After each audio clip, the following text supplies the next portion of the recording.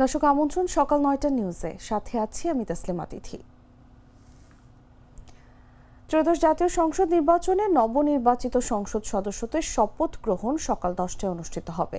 শপথ পাঠ করাবেন প্রধান নির্বাচন কমিশনার AMM নাসির উদ্দিন। সোমবার সন্ধ্যায় এই তথ্য জানান নির্বাচন কমিশন সচিবালয়ের সিনিয়র সচিব আক্তার আহমেদ। ইসি সূত্র জানায়, বাংলাদেশ জাতীয় সংসদ সচিবালয়ের শপথ গ্রহণ কক্ষে এই অনুষ্ঠান হবে। এ বিষয়ে সচিবালয়ের সচিবকে দেয়া চিঠিতে উল্লেখ করা হয়েছে, নির্বাচিত সংসদ সদস্যদের পাশাপাশি সংবিধান সংস্কার পরিষদের সদস্যদেরও শপথ পাঠ করানো হবে। ইসির বেসরকারি ফলাফল অনুযায়ী 297টি আসনের মধ্যে বাংলাদেশ জাতীয়তাবাদী দল 209টি এবং বাংলাদেশ জামায়াতে ইসলামী 68টি আসনে জয় পেয়েছে। জাতীয় নাগরিক পার্টি 6টি ও স্বতন্ত্র প্রার্থীরা 7টি আসনে বিজয়ী হয়েছেন। ধানের শীষ প্রতীকে বিএনপি 49.97% এবং দাঁড়িপাল্লা প্রতীকে জামায়াত ইসলামী 31.76% ভোট পেয়েছে। মোট 50টি দল ও 274 জন স্বতন্ত্র প্রার্থী নির্বাচনে অংশ নেন। আদালতের নির্দেশে চট্টগ্রাম 2 ও 4 আসনের ফল স্থগিত রয়েছে।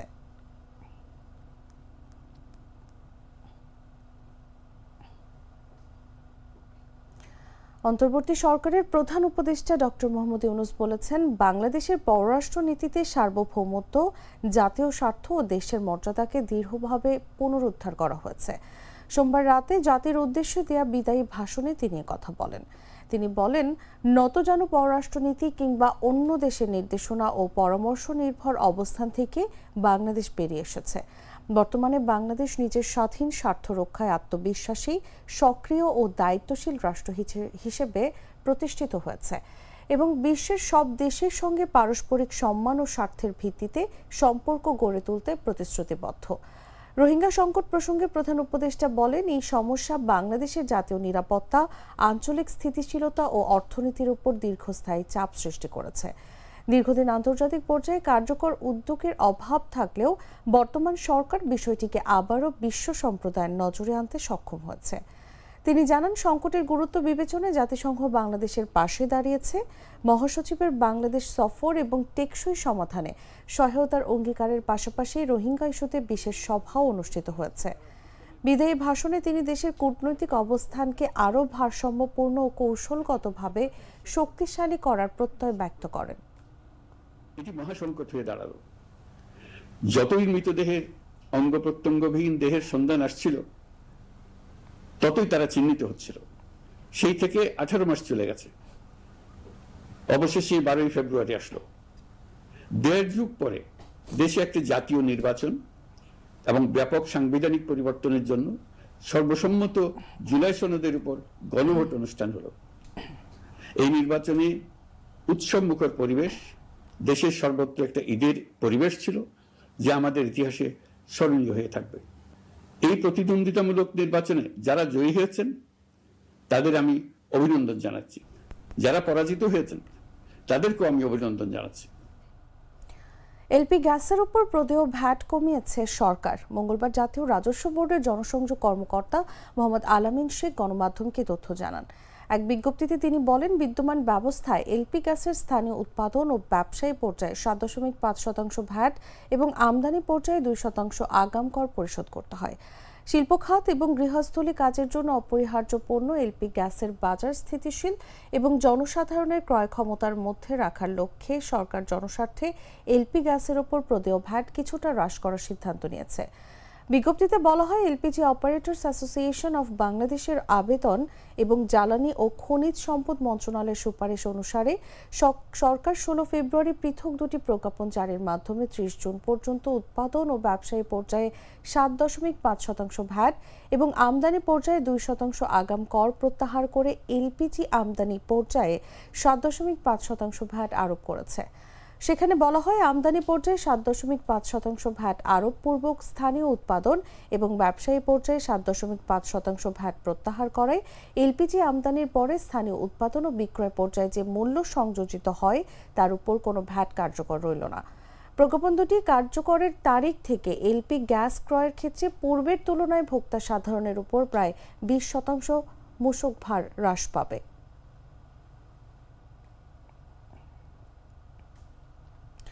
ঢাকা ও পার্শ্ববর্তী এলাকায় আজ আকাশ আংশিক মেঘলা থাকতে পারে বলে জানিয়েছে আবহাওয়া অধিদপ্তর। মঙ্গলবার সকাল 7টা থেকে পরবর্তী 6 ঘন্টার জন্য দিয়ে আবহাওয়ার পূর্বাভাসে তথ্য জানানো হয়েছে। পূর্বাভাসে বলা হয় আবহাওয়া প্রধানত শুষ্ক থাকতে পারে। বাতাস উত্তর অথবা উত্তর পশ্চিম দিক থেকে ঘন্টায় 6 থেকে 12 কিলোমিটার বেগে প্রবাহিত হতে পারে। দিনের তাপমাত্রা সামান্য বাড়তে পারে। মঙ্গলবার সকাল 6টায় তাপমাত্রা ছিল 19.7 ডিগ্রি সেলসিয়াস এবং বাতাসে আর্দ্রতার পরিমাণ ছিল 68%।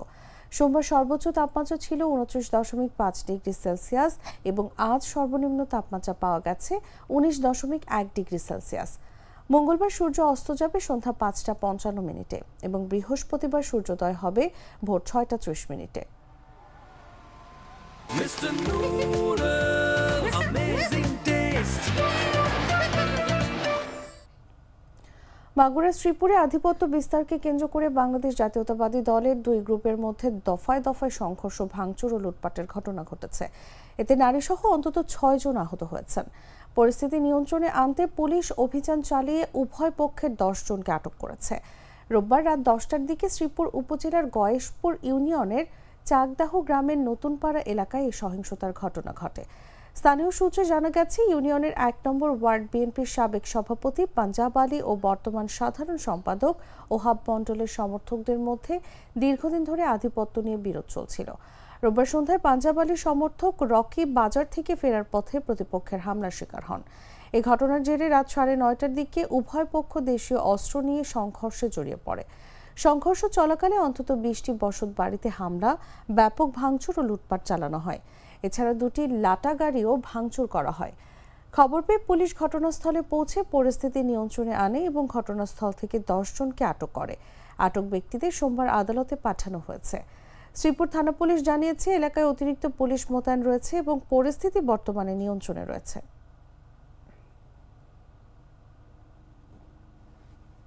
এই তোফাজেল, হামিদুল, ওহাব, রহিদ, নিজাউল, এরা সব থাকিয়ে, আর জনি, ওই যে পাড়া আতিকুল, আকিদুল, এরা সব থাকিয়ে আর বিভিন্ন অন্য গ্রামের লোকজন নিয়ে 200-100 লোক আছে, একেবারে সব ভাঙিয়ে চলে সব নিয়ে গেছে।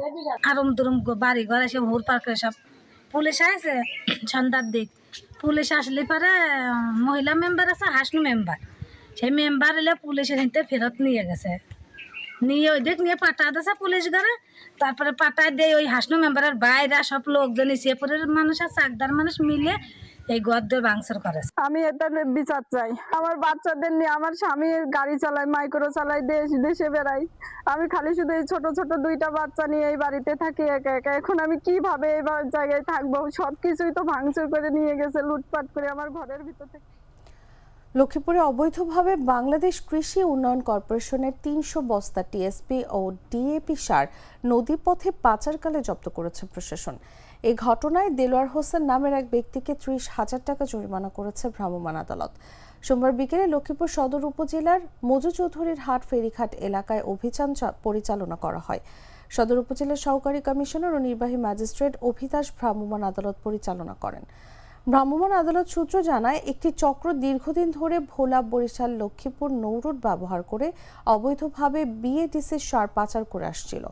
গোপন সংবাদের ভিত্তিতে ফেরিঘাট এলাকায় অভিযান চালিয়ে ইঞ্জিন চালিত একটি লোহার ট্রলার থেকে 300 বস্তা টিএসপি ও ডিএপি সার জব্দ করা হয়। অভিযানের সময় দেলোয়ার হোসেনকে আটক করে ভ্রাম্যমাণ আদালত এবং 30,000 টাকা জরিমানা করেন। ভবিষ্যতে এই ধরনের অপরাধ থেকে বিরত থাকার জন্য সতর্ক করেন। নির্বাহী ম্যাজিস্ট্রেট অভিদাস জানান, দেলোয়ার সার পাচারকারী চক্রের সঙ্গে জড়িত এবং ভবিষ্যতে পাচার রোধে সংশ্লিষ্ট কর্তৃপক্ষকে প্রয়োজনীয় ব্যবস্থা নেওয়ার নির্দেশনা দেওয়া হয়েছে। যে এখানে অবৈধভাবে সার আনা হচ্ছে, তো আমরা ঘটনাস্থলে এসে সত্যতা পেয়েছি এবং আমরা তাদেরকে সার ব্যবস্থাপনা আইন 2006 অনুসারে আমরা তাদেরকে 30,000 টাকা জরিমানা করেছি এবং উনি যাতে ভবিষ্যতে লক্ষ্মীপুরে কোনো ধরনের কার্যক্রম চালাতে না পারে তার বিরুদ্ধে একটা কার্যকর আইনি ব্যবস্থা নেওয়ার জন্য সংশ্লিষ্ট ডিপার্টমেন্ট, উপজেলা কৃষি অফিস এবং উপজেলা কৃষি অফিসের সংশ্লিষ্ট কর্মকর্তাদেরকে আমি নির্দেশনা দিয়েছি তার বিরুদ্ধে যেন আমরা একটা কার্যকর ব্যবস্থা নিতে পারি। আমি তো মশলা বদলে ফেলেছি, এবার আপনিও বদলে ফেলুন। একবার প্রাণ গুঁড়া মশলা ব্যবহার করেই দেখুন। জানাবো আন্তর্জাতিক সংবাদ।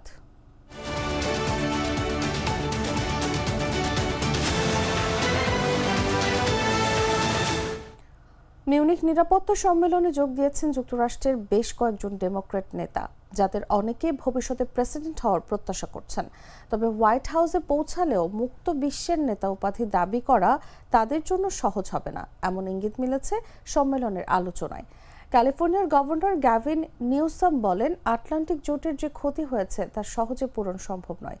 যুক্তরাষ্ট্র ইউরোপ সম্পর্কে অবনতির জন্য অনেকেই মার্কিন প্রেসিডেন্ট ডোনাল্ড ট্রাম্পকে দায়ী করছেন।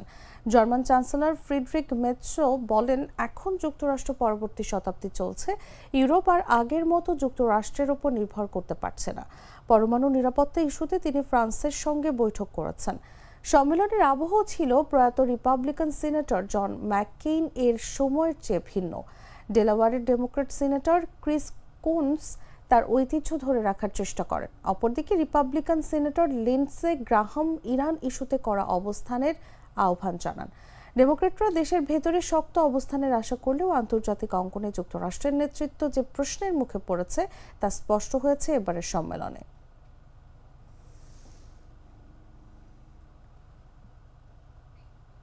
সংবাদ শেষ করব খেলার খবর জানিয়ে।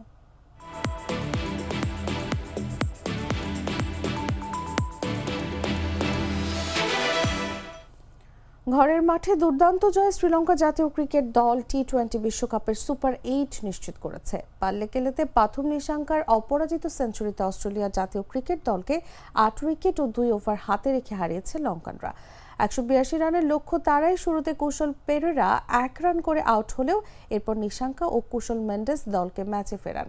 মেন্ডেস 38 বলে 51 রান করে আউট হন। এরপর পবন রথনায়কেকে সঙ্গে নিয়ে সহজেই দলকে জয়ের বন্দরে পৌঁছে দেন নিশাঙ্কা। তিনি 52 বলে 10-4 আর 5 ছক্কায় অপরাজিত 100 রান করেন।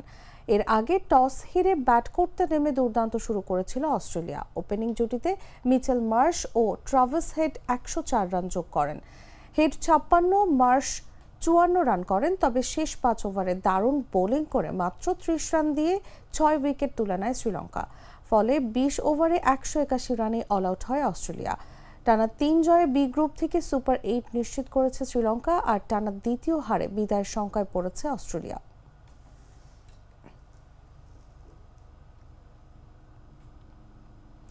দর্শক, এই ছিল এখনকার মতো। এরপর দেখবেন বেলা 11টার সংবাদ। প্রতি মুহূর্তের সর্বশেষ খবর জানতে ভিজিট করুন jagunews24.com। ফলো করুন আমাদের ভেরিফাইড ফেসবুক পেজ এবং সাবস্ক্রাইব করুন জাগো নিউজের ইউটিউব চ্যানেল। ধন্যবাদ সবাইকে।